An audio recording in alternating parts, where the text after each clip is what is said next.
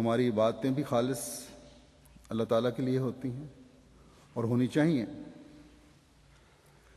جو ہمیں ہماری ذمہ داریوں کی طرف بھی توجہ دلاتی ہیں اور حقوق العباد کی ادائیگی کی طرف بھی توجہ دلاتی ہیں، لیکن دوسرے مسلمان اس سے محروم ہیں۔ گزشتہ دنوں ایک غیر جماعت دوست ملنے کے لیے آئے، بڑے پڑھے لکھے طبقے کے ہیں اور میڈیا میں بھی معروف مقام رکھتے ہیں۔ کہنے لگے کہ کیا وجہ ہے کہ پاکستان میں خاص طور پر مساجد آج کل اس طرح آباد ہیں جو گزشتہ 62 سال میں دیکھنے میں نہیں آئیں۔ حج پر جانے والے ہمیں اتنی تعداد میں نظر آتے ہیں جو پہلے کبھی دیکھنے میں نہیں آئے۔ پھر اور کئی نیکیاں انہوں نے گنوائیں۔ پھر کہنے لگے کہ کیا وجہ ہے کہ اس کے باوجود وہ اثرات اور وہ نتائج نظر نہیں آتے جو ہونے چاہیے۔ پھر خود ہی انہوں نے کہا کہ مسجد کے باہر کے معاملات اصل میں صاف نہیں ہیں، اور یہ اس لیے کہ دل صاف نہیں ہے۔ مسجد سے باہر نکلتے ہی معاملات میں ایک قسم کی قدرت پیدا ہونی شروع ہو جاتی ہے۔ تو میں نے انہیں کہا کہ ایک بات تو یہ ہے ہمیں یاد رکھنی چاہیے کہ ہماری عبادتیں، ہماری نمازیں، ہماری دوسری نیکیاں تبھی فائدہ مند ہو سکتی ہیں جب ہمارے جائزے بھی ہوں اپنے خود کے۔ اس بات پر خوش ہو جانا کہ ہم عبادت کر رہے ہیں یا ہم اپنے آپ پر اسلامی رنگ کا اظہار کر رہے ہیں، ہمارے حلیے سے، ہماری حالتوں سے اسلامی رنگ کا اظہار ہوتا ہے، تو یہ تو کوئی نیکی نہیں ہے۔ حضرت مسلم موعود رضی اللہ تعالیٰ عنہ کا یہ فکرہ مجھے یاد آیا، میں نے انہیں بتایا کہ یہ لوگوں کا کام بے شک ہے کہ تمہارے اعمال کو وہ دیکھیں، لیکن تمہارا یہ کام ہے کہ ہمیشہ اپنے دل کا مطالعہ کرو۔ بس اگر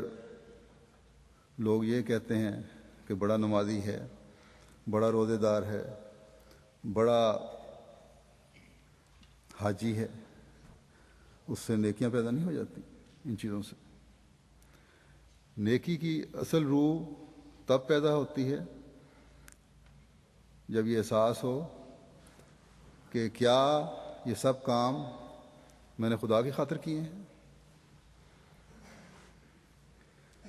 اور اس کے لیے اپنے دل کے جائزے کی ضرورت ہے۔ اور جب یہ جائزے ہوں گے تو ان نیکیوں کے حقوق کے حقیقی اثرات جو ہیں وہ ظاہر ہو رہے ہوں گے۔ دوسری بات میں نے انہیں یہی کہی کہ آپ لوگ نہیں مانیں گے، لیکن حقیقت یہی ہے کہ اس زمانے کے امام کو مانے بغیر ان نیکیوں کی جو آپ گنوا رہے ہیں صحیح سمتیں نہیں رہ سکتے، صحیح رخ نہیں رہ سکتے۔ شیطان کا اثر ہر نیکی کو بھی بد نتائج پر منتج کر دیتا ہے۔ تو میں نے انہیں بتایا کہ معاملات صاف نہ ہونے یا دل صاف نہ ہونے یا فتنہ و فساد کی یہ وجہ ہے کہ حضرت مسیح موعود علیہ الصلوۃ والسلام کو مانے بغیر اور آپ کے بعد خلافت کو مانے بغیر قبلے درست نہیں ہو سکتے۔ تو حقیقت یہی ہے کہ عبادتوں کے اسلوب بھی ہمیں حضرت مسیح موعود علیہ الصلوۃ والسلام نے ہی سکھائے۔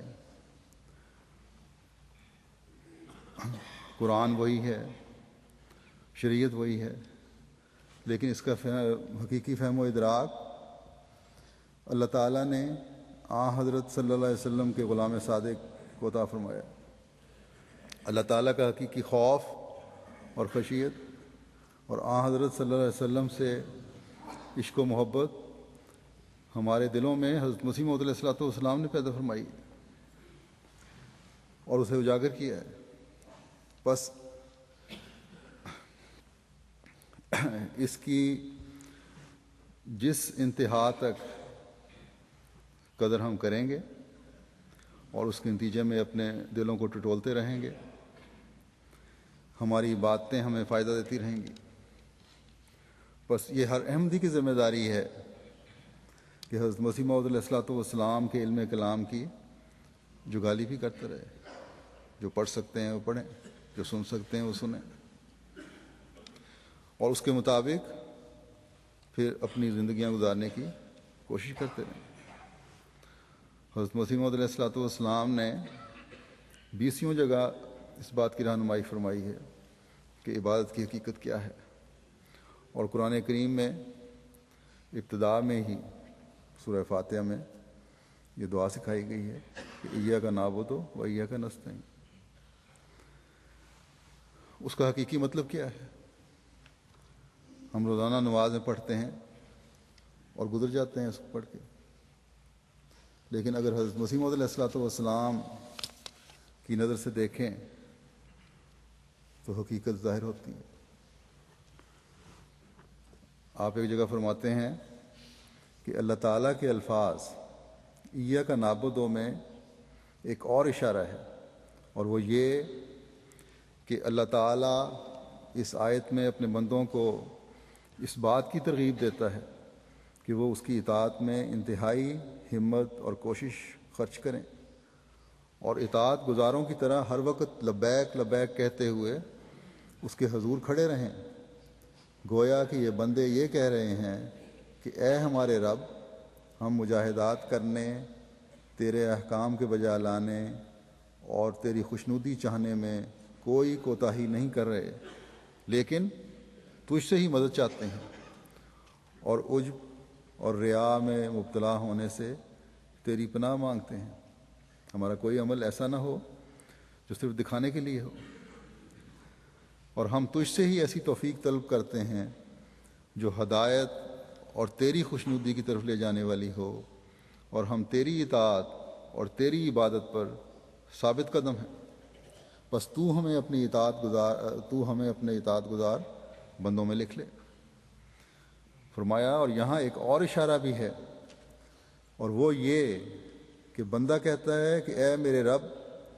ہم نے تجھے معبودیت کے ساتھ مخصوص کر رکھا ہے، اور تیرے سوا جو کچھ بھی ہے اس پر تجھے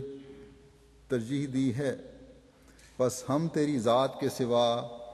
اور کسی چیز کی عبادت نہیں کرتے، اور ہم تجھے واحد اور یگانہ ماننے والوں میں سے ہیں۔ فرمایا، یہ دعا تمام بھائیوں کے لیے ہے، نہ صرف دعا کرنے والے کی اپنی ذات کے لیے، اور اس میں اللہ تعالیٰ نے مسلمانوں کو باہمی مصالحت، اتحاد اور دوستی کی ترغیب دی ہے، اور یہ دعا کرنے والا اپنے آپ کو اپنے بھائی کی خیر خواہی کے لیے اسی طرح مشقت میں ڈالے جیسا کہ وہ اپنی ذات کی خیر خواہی کے لیے اپنے آپ کو مشقت میں ڈالتا ہے، اور اس کی یعنی اپنے بھائی کی ضرورتوں کو پورا کرنے کے لیے ایسا ہی اہتمام کرے اور بے چین ہو جیسے اپنے لیے بے چین اور مضطرب ہوتا ہے، اور وہ اپنے اور اپنے بھائی کے درمیان کوئی فرق نہ کرے، اور پورے دل سے اس کا خیر خواہ بن جائے۔ گویا اللہ تعالیٰ تاکیدی حکم دیتا ہے اور فرماتا ہے، اے میرے بندو، بھائیوں اور محبوں کے ایک دوسرے کو تحائف دینے کی طرح دعا کا تحفہ دیا کرو، اور انہیں شامل کرنے کے لیے اپنی دعاؤں کا دائرہ وسیع کرو، اور اپنی نیتوں میں وسعت پیدا کرو، اپنے ارادوں میں اپنے بھائیوں کے لیے بھی گنجائش پیدا کرو، اور باہم محبت کرنے میں بھائیوں، باپوں اور بیٹوں کی طرح بن جاؤ۔ یہ ایک عربی کتاب ہے حضرت صلی اللہ علیہ وسلم کی کرامات الصادقین، اس میں سے کچھ حصے کا ترجمہ ہے۔ بس یہ ہے عبادات کے نیک نتائج اور اثرات پیدا کرنے کا طریقہ۔